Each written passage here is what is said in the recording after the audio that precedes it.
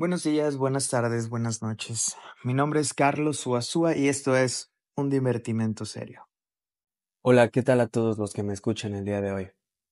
Vamos a discutir un poco acerca de una serie de conceptos que parece que se toman por igual, y sin embargo no son lo mismo. Aunque si lo pensamos bien, la definición de los mismos nos deberían de aclarar el modo de implementación o práctica del psicoanálisis que se conduce. Estas tres palabras, sin duda, son el método, el setting y el dispositivo. Para Freud, así como para algunos post-freudianos, no todos, el psicoanálisis tiene que ver con el método. Dicho método, que es a su vez el método psicoanalítico, que algunos seguramente ubicarán por encuadre, y de la misma manera el método y el encuadre serán exactamente lo mismo que el dispositivo analítico. El fondo epistémico de cada una de estas palabras nos puede ayudar a discernir con qué tipo de psicoanálisis estamos tratando, cuál es la base epistémica que lo conduce.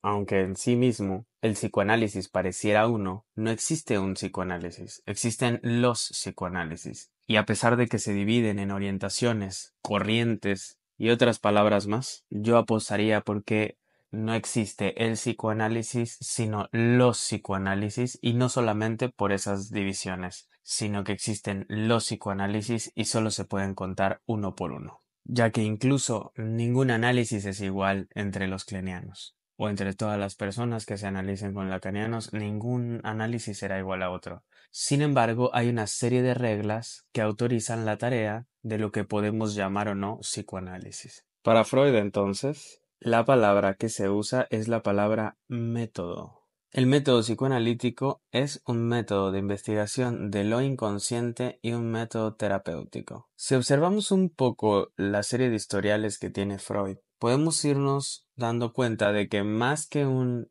método terapéutico como tal, puesto que recordemos, en algún momento va a alertarnos acerca del furor curandis, para Freud pareciese que lo más importante era esta construcción del edificio teórico de psicoanálisis, y es pues que el método psicoanalítico es un método de investigación del inconsciente. Entonces habría que preguntarse, bueno, entonces el método, ¿cómo está reglamentado, no? ¿Cuál es su regla? La única regla, la regla fundamental, la asociación libre, que tenemos que tener en cuenta que no es fundamental en el sentido fundamentalista, sino que funda el método en sí mismo. Con esto quiero decir que si la asociación libre es la regla fundamental, es porque funda el método. Si funda el método, quiere decir que abstenernos de la regla fundamental nos coloca por fuera del campo del psicoanálisis, puesto que es debido a la implementación de la asociación libre justamente que el psicoanálisis surge, dejando atrás el influjo de la sugestión que prevalecía en Freud cuando se practicaba la catarsis y la hipnosis. O como diría Strachey, a un cambio de metodología, un cambio de nombre. Si recordamos un poco el texto de Freud acerca del caso de Emmy de 1894, hay una cita en Estudios sobre la Histeria, en la página 78, que dice así: la conversación que sostiene conmigo mientras le aplican los masajes no es un despropósito, como pudiera parecer, más bien incluye la reproducción bastante completa de los recuerdos e impresiones nuevas que han influido sobre ella desde nuestra última plática, y a menudo desemboca, de una manera enteramente inesperada, en reminiscencias patógenas que ella apalabra sin que se lo pida. Este vestigio nos puede dar a entender cómo incluso en Freud, antes de nombrarla como regla fundamental o incluso llamarla asociación libre, se encuentra en la clínica con este modo de trabajo.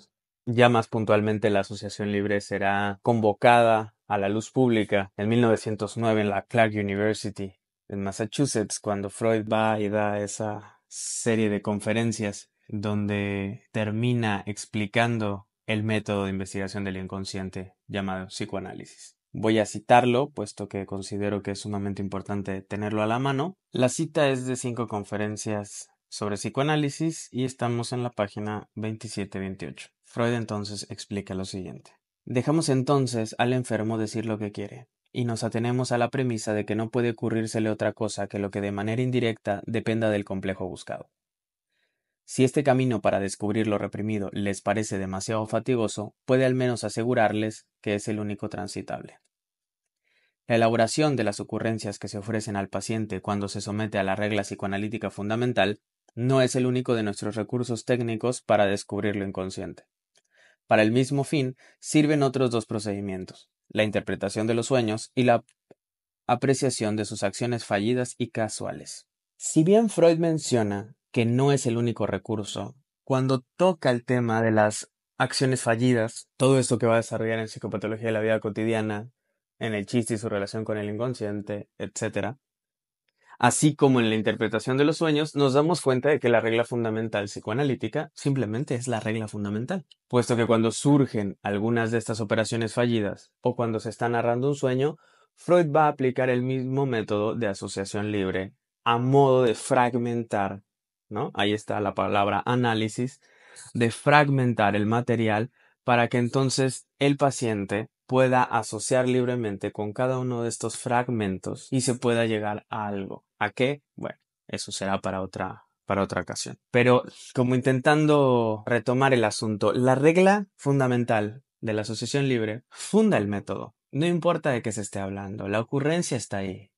Si hay una interpretación de los sueños, si hay operaciones fallidas, si hay olvido de los nombres propios, Freud siempre va a apuntar a que la regla fundamental se lleve a cabo. Cosa que entonces nos pone a preguntarnos si realmente la asociación libre está presente en todas aquellas prácticas clínicas que se hacen llamar psicoanalíticas. Por el momento quedémonos en la cuestión de que para Freud el método psicoanalítico tiene que ver con la regla fundamental, que es la asociación libre, y su contraparte, esta contraparte, a la cual llamará atención parejamente flotante. Donde podemos encontrar la atención pareja es en el historial de Hans de 1909. Sin embargo, en Consejos al médico es donde la nombrará como atención parejamente flotante. Les doy una cita de Consejos al médico en la página 111-112 y dice así: desautoriza todo recurso auxiliar, aun el tomar apuntes, según luego veremos, y consiste meramente en no querer fijarse en nada en particular y en prestar a todo cuanto uno escucha la misma atención parejamente flotante. Como se ve, el precepto de fijarse en todo por igual es el correspondiente necesario de lo que se exige al analizado, a saber, que refiera todo cuanto se le ocurra, sin crítica ni selección previas. Si el médico se comporta de otro modo, y aquí habría que subrayarlo, aniquila en buena parte la ganancia que brinda la obediencia del paciente a esta regla fundamental del psicoanálisis. La regla para el médico, que en este caso sería el analista, se puede formular así.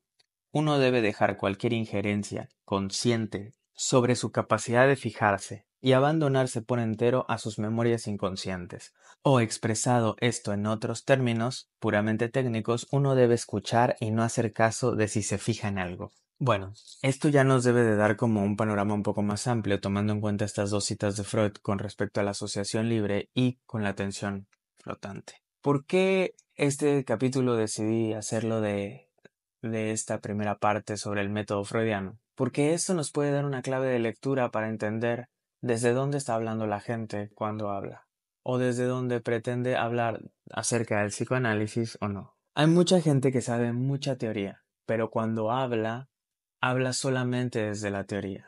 Y la parte técnica, si bien es que no existe técnica como tal, puesto que solo hay una regla y su contraparte, es muy curioso ver cómo la gente pretende dominar el psicoanálisis solo porque sabe una serie de conceptos bastante abstractos, pero que cuando ejerce una práctica no usa la regla fundamental. No estamos aquí para ser una juez y jurado, sin embargo, lo tomo desde el costado en el que se habla en muchas ocasiones, en algunos lugares, a lo mejor un poco más didácticos. Un ejemplo claro que quiero poner, que voy a desarrollar de mejor manera próximamente, pero nada más que para que podamos pensar cómo hay gente que habla de la teoría del psicoanálisis, pero no del método, o sea, no de la práctica, no de la clínica de donde debería de surgir la teoría, sino que solo hablan de la teoría, es cuando en algún tipo de posgrado o aula, cosa que ya he criticado antes, se dan este tipo de ejercicios de análisis de la película fulana de tal. A menos de que uno pueda sacar al personaje del televisor o del filme y lo pueda poner a asociar libremente mientras uno mantiene una atención parejamente flotante, dudo mucho que eso sea psicoanálisis, porque se usa la teoría para darle sentido a aquel fenómeno que se observa. Digo fenómeno porque no solo tiene que ver con vamos a analizar la película, sino que empiezan a usar la teoría psicoanalítica como un libro que argumenta el sentido de las cosas. Entonces, lo que termina surgiendo es gente que sabe de teoría psicoanalítica y que ve la vida a través de los ojos de la teoría psicoanalítica. Sin embargo, la teoría psicoanalítica no pudo existir sin el método. Si uno hace esto que algunos han llamado, cosa que me da bastante risa, es como risa y pena ajena al mismo tiempo, que se llama psicoanálisis aplicado. Terminamos por desorientar la vela del barco que llamamos psicoanálisis. Intento recapitular un poco para que podamos ir juntos. Si la teoría, pongamos el ejemplo del pequeño Hans, y entonces dice, así es la dinámica de la fobia, o así es la fobia, o todos los niños con fobias es porque fueron seducidos por la madre, o porque la madre no quiso reconocer que no tenía el hace pipí. Si logro ser muy confuso con estas palabras, les recomiendo leer el texto de Freud sobre el caso del pequeño Hans. Entonces toman la teoría que desarrolló Freud en el caso del pequeño Hans como la justa medida para todos los casos de niños con fobias. En ese momento, en el momento en el que alguien usa la teoría psicoanalítica sin el método psicoanalítico, ya no está haciendo psicoanálisis. Estará haciendo algo así como lo que dicen algunos, ¿no? Psicoanálisis aplicado, que tampoco me suena muy bien el nombre, porque si estás aplicando el psicoanálisis debería haber un método psicoanalítico. Más bien parece que usan la teoría como la justa medida de las cosas sin haberse sometido al método, y entonces nada, termina pasando lo que pasaría en cualquier academia de psicología, donde revisan un dibujo y empiezan a buscar, como si fuese un glosario, este trazo significa tal cosa, esta mancha significa tal cosa. No me voy a poner a pelear con el desarrollo de las pruebas llamadas proyectivas que inventaron los psicólogos inspirados en la teoría psicoanalítica, pero es verdaderamente obsceno el modo en el que Macover, TAT, CAT, Rorschach y tantas pruebas que han desarrollado, dizque en una fundamentación psicoanalítica, donde lejos de hacer un trabajo metodológico psicoanalítico, de poner a asociar libremente al paciente, cuando menos en Macover es el más claro ejemplo de esta cuestión obscena, donde usan la teoría a la justa medida y entonces es como si estuvieses interpretando con significados preestablecidos. Entonces tenemos dos posturas. Está la gente que lee mucho psicoanálisis y entonces sabe mucha teoría e interpreta la vida a partir de esa teoría, que no sé los que me estén escuchando qué opinen, pero eso ya no me suena a psicoanálisis, me suena a una especie de filosofía de vida, me suena a algo más yogi, pero no me suena a psicoanálisis. Y por otro lado tendríamos entonces el método psicoanalítico, con sus reglas desarrolladas, fundamentadas, y que no son tantas. En realidad solo es una, si queremos ver la versión freudiana nada más. Solo es una regla y su contrapartida. Lo que quiere decir es que es una regla para el analista y una regla para el paciente. Y entonces uno se pregunta qué tan difícil es sostener la posición del analista y qué tan fácil es estudiar muchísima teoría para poder interpretar el mundo a partir de los lentes de otros. Para eso tengo una cita fenomenal con la que quiero cerrar esta primer parte. La cita es la siguiente. Conozco casos en los que el proceder heurístico del analista pareciera sugerir que se buscaba, de entrada, una constatación de la teoría del análisis, en lugar de acudir a ella una vez concluido el caso. Esto está en la página 100 de un libro que se llama El psicólogo sorprendido. Es un texto verdaderamente genial de uno de los mejores autores que ha existido desde mi perspectiva de psicoanálisis, y es el señor Theodor Reich. Fue uno de los grandes psicoanalistas de la época, como decía Lacan, de la época de oro, y la cita es verdaderamente esclarecedora. Uno no puede no solo aplicar la teoría psicoanalítica sin el método, sino que si además uno aplica el método psicoanalítico para buscar y constatar que lo que dice la teoría es cierto, entonces estamos en vías de un error. Un error incluso metodológico.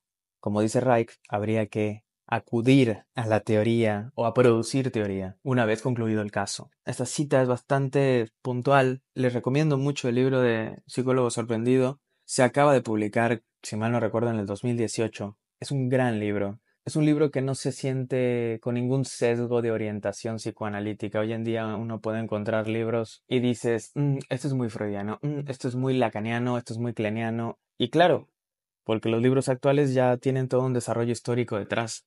Pero Theodor Reich fue alumno de Freud y Theodor Reich no tiene ninguna agenda particular porque no existían orientaciones psicoanalíticas en su época. Y afortunadamente la EPEL, la editorial EPEL, acaba de publicar la primera traducción de este libro al castellano. Igual habría que preguntarnos por qué es que no había llegado al castellano. Un libro que explica de manera tan digerible tantas cosas que Freud no alcanza a desarrollar. O bien, si no es que no alcance a desarrollar, Theodor Reich es mucho más comprensible que Freud, pero evidentemente saltarnos a Freud no es posible. Les leo la cita entonces, esta que está en la 104 del libro de Theodor Reich. La terminología puede llegar a amenazar la vida de una ciencia si no solo se usa para designar relaciones, sino como sustituto de una falta de comprensión. Bueno, de este modo nos podemos dar cuenta cómo Theodor Reich habla de que el uso de los términos sin tener experiencia conduce a un error. Theodor Reich se da cuenta de que hay muchos psicoanalistas en su época que son herederos directos de Freud que están cometiendo este error. Y Theodor Reich escribe este libro justamente para puntuar estas cosas. Es muy interesante cómo va desarrollando todo como él ve la práctica psicoanalítica. Como última cita de este libro que nos puede ayudar a cerrar un poco la situación de qué es el método freudiano y de algún modo qué han hecho con el método freudiano. No doy tantos ejemplos de qué han hecho con el método freudiano porque los tenemos a la vuelta de la esquina. Yo creo que cualquier persona que haya parado la oreja un poco o que haya estado en un lugar donde se hable o se suponga hablar de psicoanálisis, se podrá dar cuenta de la gran diferencia entre lo que Freud menciona como un método y sus reglas y lo que generalmente escuchamos por fuera en el ambiente que se supone psicoanalítico y que a veces pues dista mucho de serlo. Cierro con esta cita de Theodor Reich que está en la página 197 del mismo libro que le cité. El conocimiento teórico de los procesos inconscientes, ampliado a través de los resultados analíticos, atrae esa tentación. Induce a utilizar los resultados teóricos ahí donde solo la aprehensión del inconsciente puede ayudar y se da por satisfecha con representantes de palabras psicológicas en lugar de aspirar a la penetración del material experimentado de manera directa. Las experiencias ajenas pueden dirigir nuestra atención hacia ciertas conexiones, pero solo la experiencia psicológica propia se demuestra valiosa de manera duradera en el análisis.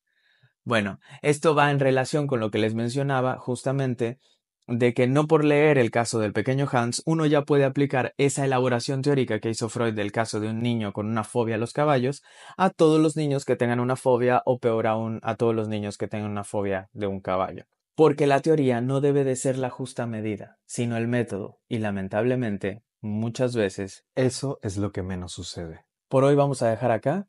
Hemos hablado un poco del método. Esperemos hablar un poco de la diferencia del método y el encuadre en la próxima ocasión. Si algo no quedó claro, hubo una duda, una sugerencia o un comentario, me encantaría que pudieras mandarnos un mensaje privado a nuestro Instagram, que es @undivertimentoserio, o a nuestro correo. Muchas gracias por escuchar. Hasta luego.